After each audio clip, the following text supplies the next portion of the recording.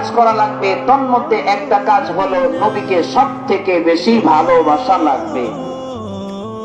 আল্লাহ নবীর একজন সাহাবী, দ্বিতীয় খলিফা, খলিফাতুল মুসলিমিন আমিরুল মুমিনিন হযরত ওমর ফারুক রাদিয়াল্লাহু তাআলা আনহু, উনি একবার নবীকে বলেন, লা আনতা ইয়া রাসূলুল্লাহ, ইয়া রাসূলুল্লাহ,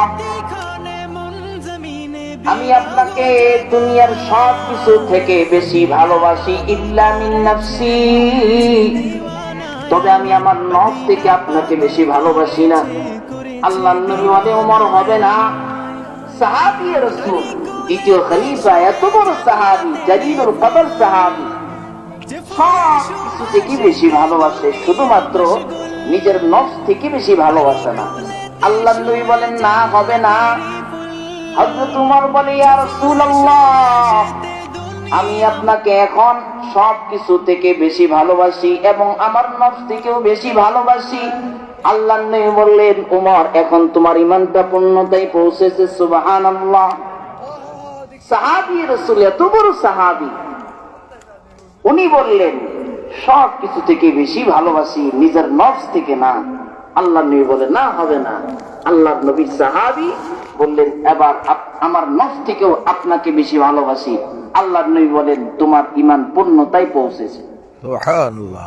তাহলে আমার আর আপনার ঈমানকে যদি পূর্ণতায় পৌঁছাইতে চাই, দুনিয়ার সব ভালোবাসা একদিকে, আমার নবীর ভালোবাসা ওইটা বেশি হওয়া লাগবে। এবার বুঝেন, আপনি একটু চিন্তা করেন, আপনার নিজের হিসাব আপনি নিজেই নেন।